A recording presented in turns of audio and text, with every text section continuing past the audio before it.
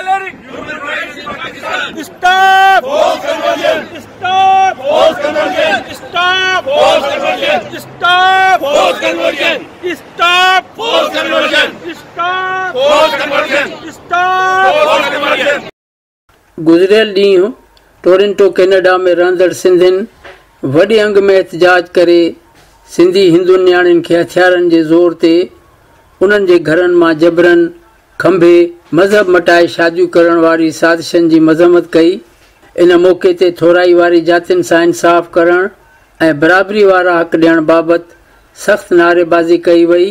मुज़ाहिरीन खे हाजन कलोड़ो, साइण रूही कलोड़ो, दिलीप रतनाणी, यशवंत महाराज, डॉक्टर चंद्रशेखर ऐं ॿियनि ख़िताब कंदे चयो त हिंदुनि ख़िलाफ़ सिंध छॾाइण वारी साज़िश जो सिलसिलो वॾे अरसे खां जारी आहे।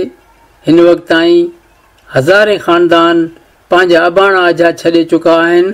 इन सिलसिले में हुकूमत तमाशाई वारो किरदारु अदा करे रही आहे ऐं साज़िश कंदड़नि खे हुकूमती इदारनि जी मुकमिल हिमायत हासिलु आहे। इन मौक़े ते वज़ीर आज़म इमरान ख़ान पार्लियामेंट जे मेंबरनि खां मुतालबो कयो त अहिड़ा कानून जोड़िया वञनि जंहिंसां थोराई जात वारनि खे तहफ़ुज़ हासिलु थी सघे। हिननि चयो त मज़हबी दहशतगर्दनि जे अहिड़े अमल सां दुनिया में पाकिस्तान जी रुसवाई थी रही आहे। हिननि कैनेडा सरकार, पार्लियामेंट, गॾियल क़ौमुनि ऐं इंसानी हक़नि जे इदारनि खे अपील कई त पाकिस्तान सरकार ते ज़ोर भरियो वञे त थोराई जात वारनि खे मुकमिल तहफ़ुज़ ॾिनो वञे। हिननि इहो बि चयो त खंभे खयल हिंदू नियाणियुनि खे फौरन बाज़ियाब कराए उन्हनि जे वारसनि जे हवाले कयो वञे। For all the minorities, Christian, Hindus or whoever is suffering these type of problems back home, there should be stops right away and proper acts is supposed to be done, not just like speeches or the things or condemnation notes or the comments. We need little more than that. Thank you. मेरा नाम यशवंत महाराज है, मैं सिंध से हूँ और सिंध में जो है जो 1947 के बाद जो मिनॉरिटीज़ के साथ, रिलीजियस मिनॉरिटीज़ के साथ जो सलूक किया जा रहा है वो बहुत ही शर्मनाक सलूक किया जा रहा है। वो बच्चियां जो है उनको डराया धमकाया जाता है, उनको कहा जाता है कि अगर आप बोलेंगे तो हम आपके माँ बाप को मार देंगे, हम आपके भाई को मार देंगे। वो डर जाती है, वो सहमत हो जाती है और उसके बाद वो जो है बिल्कुल मीडिया में उनको लाते हैं। वो बच्चियां वही कहती हैं, कहलवाया जाता है और इसके नतीजे में फिर जो है उनको कोर्ट में पेश किया जाता है। कोर्ट में भी जो है वो कोर्ट में भी गुलामपंथी चलती है, इंतहापंथी चलती है। कोर्ट में भी वही काम होता है जो सरकारें करती हैं और कोर्ट में भी जज भी जो है डरे हुए हैं और जज अगर कोई सही फैसला देने की पोजीशन में भी हो तो उनको ऊपर से दबाव आ जाता है कि ये नहीं हो सकता, हिंदू लड़कियां वापस नहीं जा सकती, क्रिश्चियन लड़कियां वापस नहीं जा सकती। अभी जो है लास्ट 45 डेज में 17 girls they had been kidnapped and nobody returned home. Still there are a lot of girls they are not reported. कई लड़कियां ऐसी हैं, कई बच्चियां ऐसी हैं, जो कई पेरेंट्स ऐसे हैं जिनको बिल्कुल एक इज्जत का जो है मामला होता है, वो कहता है खामोशी से हमारी बच्चियां वापस आ जाएं। वो इसी आसरे में कोई उनको जमींदार बोलता है कि हम वापस दिला देंगे आपको, मगर आज तक वापस नहीं होती। जो चंद हुई भी है वापस, वो बहुत जो है मेहनत के बाद वापस हुई है, मगर मेजॉरिटी जो है वो वापस नहीं आती। और उसके बाद उन लड़कियों का हमें मालूम भी नहीं होता कि वो लड़कियां जाती कहाँ पे हैं। उन लड़कियों में से कई लड़कियों को जो है फरोख्त किया जाता है दूसरे के साथ। एक लड़की का मैं आपको किस्सा बताता हूँ। एक लड़की को जो है अगवा करके लेके गए, 4-5 जो है बंदों ने उनको रैप किया। उसके बाद जो है उसको पुलिस स्टेशन के एसओजी ने उसको रैप किया। उसके बाद उसको 50,000 में जो है एक दूसरे बंदे को बेच दिया। और ये जो है फाइनली कई लड़कियाँ जो है वो जो है प्रॉस्टिट्यूट बना दी जाती है। और ये जो है मुसलसल सिलसिला चल रहा है। हम चाहते हैं कि ये सिलसिला अब इस मॉडर्न वर्ल्ड में बंद होना चाहिए। और हम कैनेडियन गवर्नमेंट से ये अपील करते हैं कि they should put a pressure on Pakistan to resolve these human issues. We are champions of the democracy. We are champions of the human rights. We need to prove that we will take some action against these people who are using their religion in the name of religion, in the name of God, they are really kidnapping them and they are really forcing them to convert. Thank you very much. आपको लगता क्या है इसके पीछे होंगे कौन? Political powers तो हैं ही हैं, पर जो लोग वहाँ करते हैं आपको क्या लगता है कौन है? ये देखें, ये पूरा एक सिलसिला है, ये एक प्रोसेस है। अब जो गुंडे लोग हैं, गुंडे रेजन लोग हैं, वो गांव में रहते हैं। हर शहर में आप चले जाए, आपको 50, 60, 100 हिंदू जो है फैमिलीज मिल जाएंगी। उनमें से वो देखते हैं जो बच्चियां उनको पसंद आती हैं, वो गुंडे लोग वो उन बच्चियों पे नजर रखते हैं। तो जैसे ही उनको मौका मिलता है उनको अगवा करते हैं। ये गुंडे लोग हैं, गुंडे लोग हैं जो पनाह लेते हैं रिलीजन में, रिलीजन को इस्तेमाल करते हैं। हम मुसलमान हमारे भाई हैं, हम मुसलमानों के साथ हैं। और ये जो है इनके पीछे जो है गवर्नमेंट का हाथ है। गवर्नमेंट के लोग इनकी सरपरस्ती करते हैं। इनके पीछे जो है फोर्सेस हैं, वो फोर्सेस जो है यहाँ पे होके जो है कोई भी फिर जो कुछ भी नहीं कर सकता। जब आपके रियासत जो है उन लोगों के साथ, गुंडों के साथ मिल जाए तो फिर क्या होगा? सब खां पहिरें त असां मां सिंधी कम्यूनिटी टोरंटो जो शुक्रगुज़ार आहियां जेके हीअ जिते गॾु थिया आहिनि ऐं शाबत सां हिननि खे हेॾी थधि तमामु घणी थधि जे बावजूदि हिते गॾु थिया आहिनि। तमामु सीरियस मसइलो आहे ऐं मां ज़ाती तौर ते इन खे मज़हब खां मथां सम्झां थो, छाकाणि त इहो मज़हबी मसइलो न आहे ऐं न इहो मेजॉरिटी माइनॉरिटी जो मसइलो आहे। कोई माइनॉरिटी न आहे। असांजा हिंदू जेके आहिनि सन ऑफ सॉइल आहिनि ऐं उहे उन धरतीअ जा वारिस आहिनि। उन्हनि खे ई बाक़ाइदा साज़िश जे तहत ही कमु कयो थो त जीअं उहो क़ौम जो जेको आहे उहो फाइबर टोड़ियो वञे। इतने छोटे बच्चे को जितना कमतर बच्चियां हैं उनके लिए अपने आप ख्यालात के बारे में पूछेंगी तो वो शायद होती है, वो नहीं बता सकती। इतनी छोटी उम्र का बच्चा अपना मजहब खुशी से कबूल करके तो ये चेंज करके किसी दूसरे बच्चे के साथ शादी करने के लिए रजामंद हो ही नहीं सकता। ये एक अननेचुरल फिनोमेना है और ये सारी चीजें जो है ये खत्म होनी चाहिए। और हमारी स्टेट के साथ ये रिक्वेस्ट है कि वो इन सब एक्ट्स के खिलाफ जो है वो कोई प्रॉपर और सही तरीके से कोई उसके अगेंस्ट कदम उठाए और उसका बहुत जल्द प्रोटेस्ट किया जाए। My name is Dilip Ratnani और आज हम इस प्रोटेस्ट जो पीसफुल प्रोटेस्ट है वो टोरंटो की सिंधी कम्युनिटी हमारी दूसरी डायस्पोरा ऑर्गेनाइजेशन की तरफ से मुनक़िद किया गया है। इस पीसफुल प्रोटेस्ट में वो इमरान खान भी ये बताएं कि भाई आपका नया मकसद कहाँ है, कहाँ माइनॉरिटीज़ को कॉन्स्टिट्यूशनल राइट मिल रहे हैं। तो हम गुजारिश करते हैं, हम ये मुतालबा करते हैं कि आप जो माइनॉरिटीज़ हैं उनके राइट्स फौरन प्रोटेक्ट करें, क्योंकि आलमी दुनिया भी आपको देख रही है। आज ये मुजाहरा हमारे सिंधी हिंदूज़ और हमारी दूसरी डायस्पोरा ऑर्गेनाइजेशन की तरफ से किया गया है और इसका सिर्फ और सिर्फ ये मकसद है कि हम पाकिस्तान सरकार को ये बताना चाहते हैं पीसफुल तरीके से कि आप जो है माइनॉरिटीज़ के राइट्स को प्रायोरिटी पे रखें। नॉट ओनली प्रायोरिटीज़ लेकिन कॉन्स्टिट्यूशनल गारंटी दें आपको कि हम आपको protect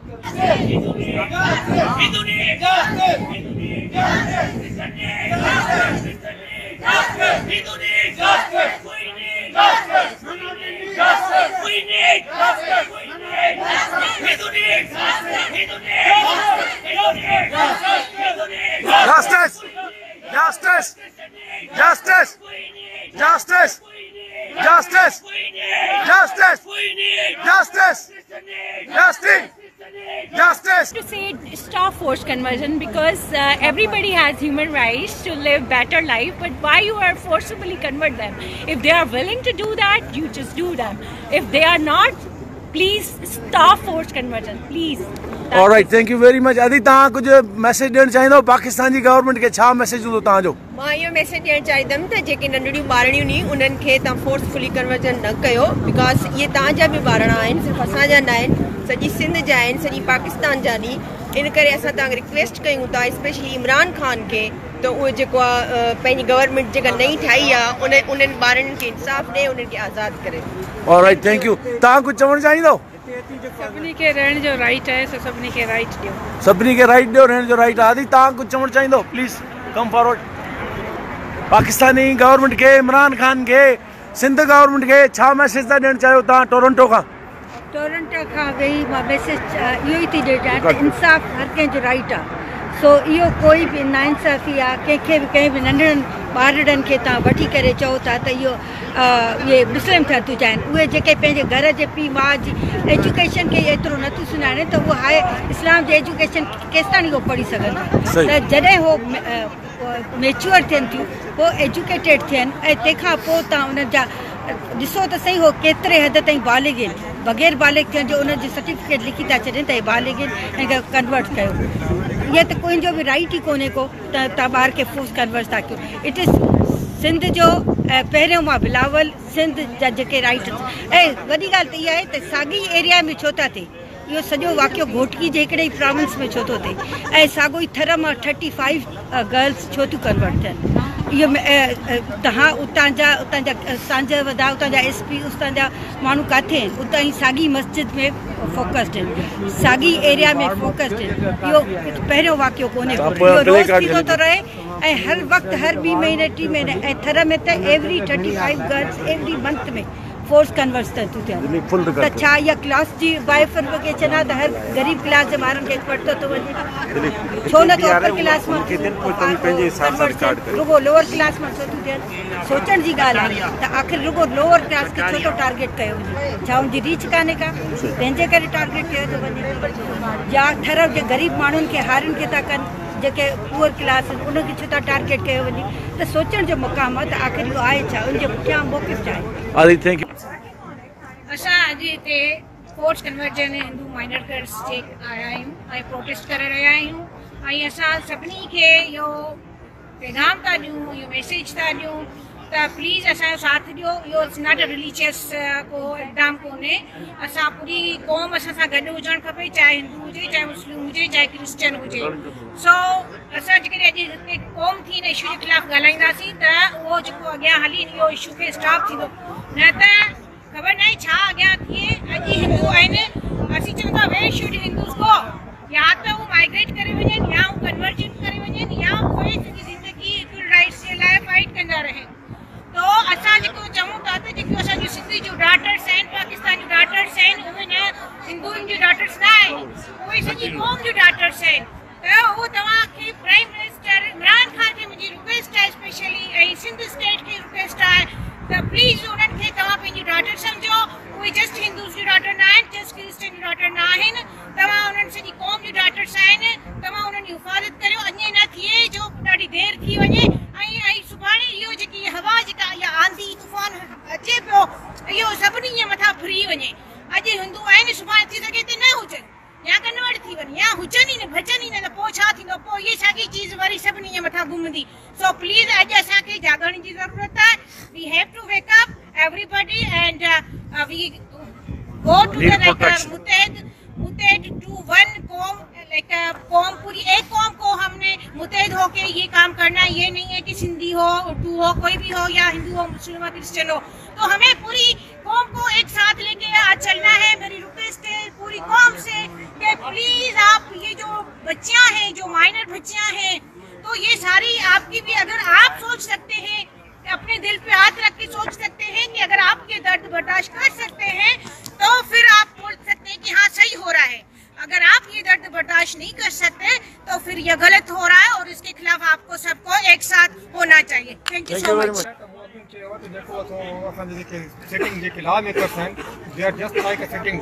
Sitting ducks, okay. They should try about their petty differences. हिकड़ी point ते गॾिजी ऐं जेकॾहिं ज़रूरत पवे they should resign en masse.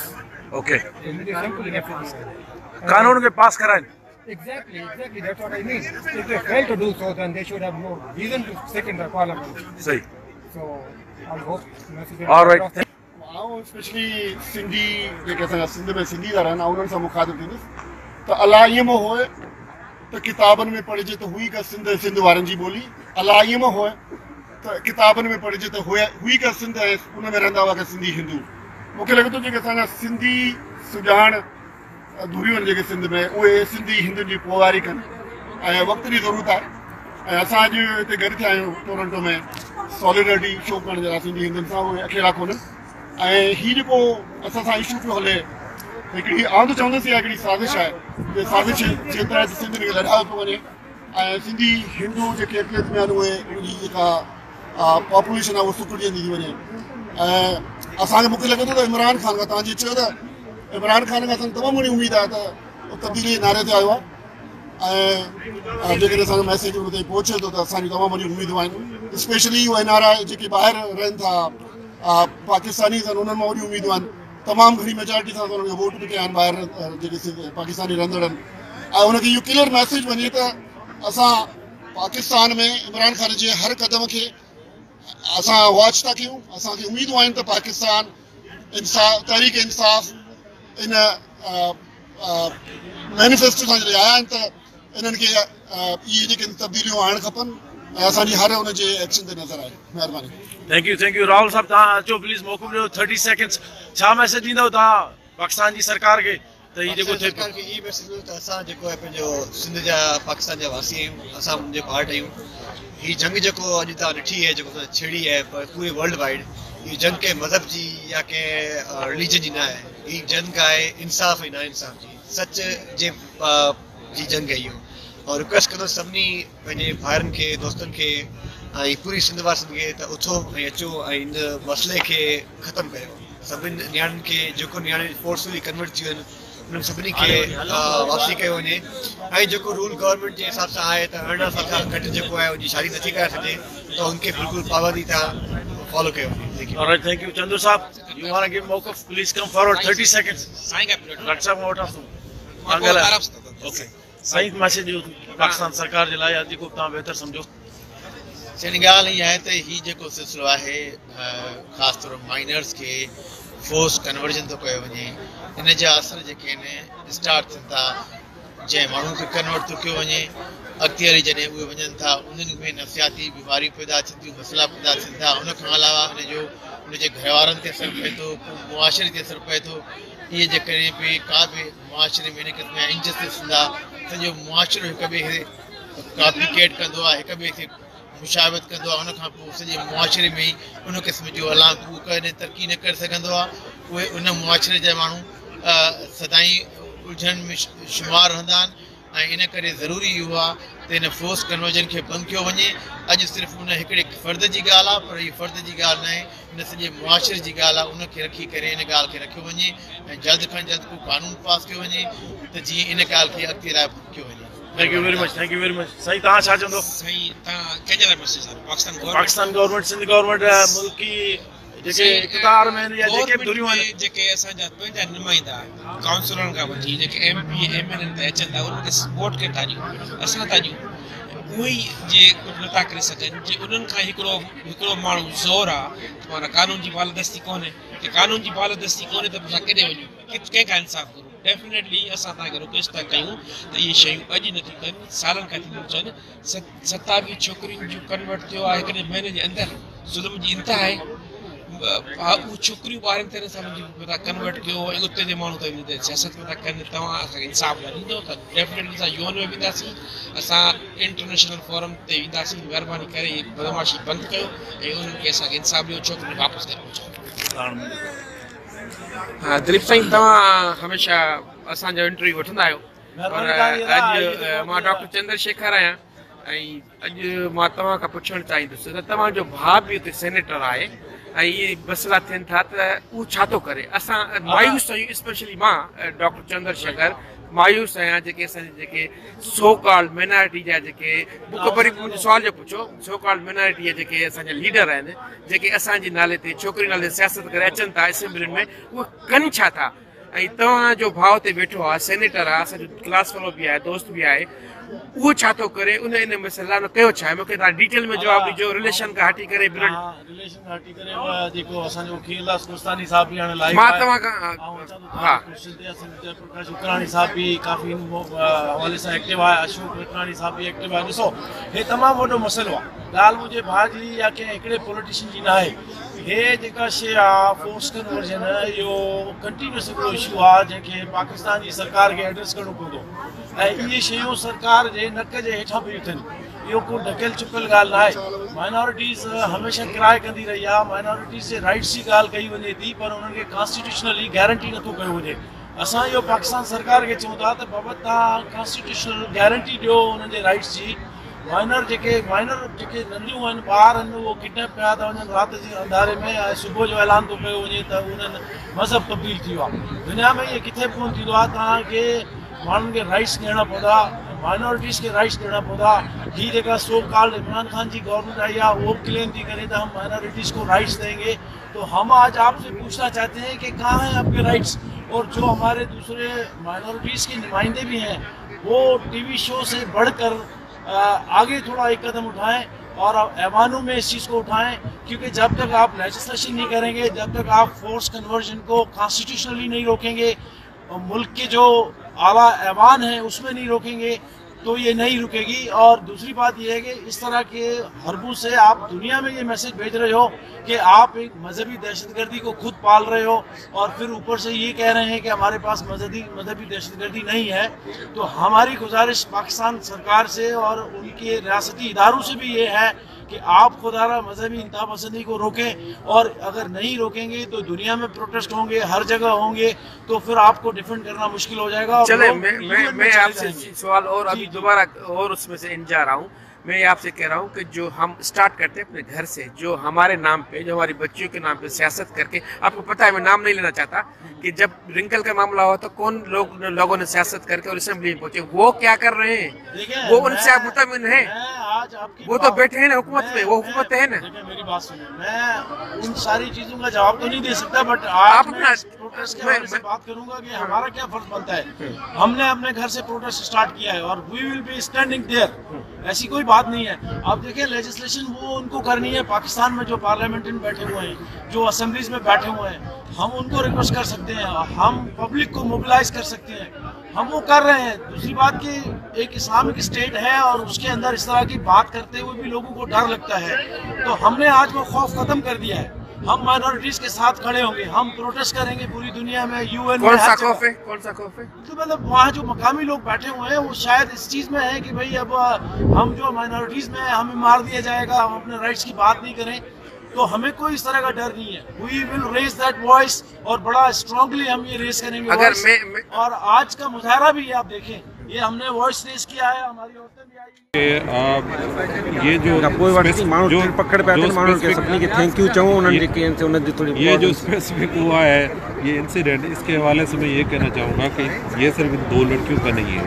अब चूँकि हमारे मिनॉरिटीज़ के MNAs MPs ने ये केस कौमी असम्बली में डाल दिया है, तो मैं रिक्वेस्ट करता हूँ गवर्नमेंट ऑफ पाकिस्तान से, हमें आपसे बहुत सारी होप्स हैं। हमें उम्मीद है कि इमरान खान की गवर्नमेंट हमारे लिए एक चेंज पाकिस्तान लाएगी, क्योंकि यही उनका नारा है नया पाकिस्तान। तो हम नए पाकिस्तान में नई चीज़ें होती देखना चाह रहे हैं। तो हमें उम्मीद है कि ये जो बिल असम्बली में पास किया गया है रिसेंटली, इसको पास किया जाएगा। और गवर्नमेंट ऑफ सिंध से भी यही होप है, गवर्नमेंट ऑफ सिंध जो जिस बिल को इन्होंने ब्लॉक किया हुआ था उसको ये ओपन करेंगे, ये इंक्वायरीज कराएंगे। ये किडनैपिंग का केस है, उसको किडनैपिंग के केस के हिसाब से चलाएंगे। ये रेप का केस है, रेप के केस के हिसाब से चलाएंगे। और ये ह्यूमन राइट्स का केस है, इसको ह्यूमन राइट्स के हिसाब से चलाएंगे। और हमें उम्मीद है कि आगे चल के ना सिर्फ इस केस को, बल्कि जो लड़कियां पहले किडनैप हुई हैं उनके बारे में गवर्नमेंट कमीशन बनाएगी और हमें बताएगी कि उनके साथ क्या हुआ है आज तक, उनके साथ क्या होता रहा है, क्या वो लाइफ में खुश हैं कि नहीं है। Thank you very much. हम आपसे बहुत ज़्यादा होपफुल हैं खान साहब, बहुत शुक्रिया, hopeful. Thank you very much. हम आप सब लोगों के शुक्रगुजार हैं। असां सभिनी दोस्तनि जा जेके बि सिंधी दोस्त आया आहिनि, असां उन्हनि जा शुक्रगुजार आहियूं। जेके हिन नान सिंधी पाकिस्तानी जेके बि दोस्त असांजा आया आहिनि, असां उन्हनि जा तमामु थोराइता आहियूं जो इन मुज़ाहिरे खे तव्हां कामयाबु बनायो। ऐं तव्हां समूरनि दोस्तनि जी महिरबानी।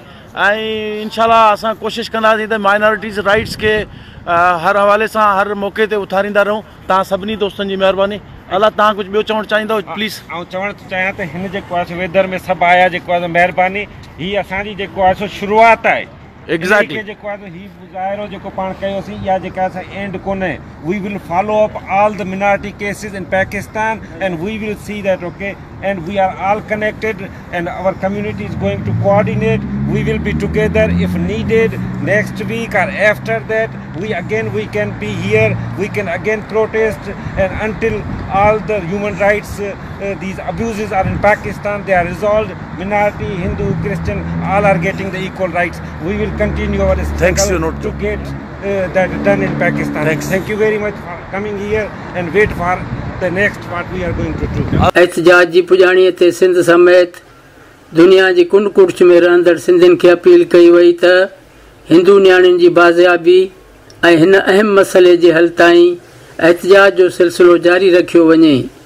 Report Imdad Ali Odho, voice of Sindh TV, London at Toronto, Canada. Human rights in Pakistan. Stop violating human rights in Pakistan. Stop violating human rights in Pakistan. Stop violating human rights in Pakistan. Stop violating human rights in Pakistan. Stop violating human rights in Pakistan. Stop violating human rights in Pakistan. Stop violating human rights in Pakistan. Stop violating human rights in Pakistan. Stop violating human forced conversion. Stop forced conversion. Stop forced conversion. Stop forced conversion. Stop forced conversion. Stop forced conversion. Stop forced conversion. Stop forced conversion. Stop forced conversion.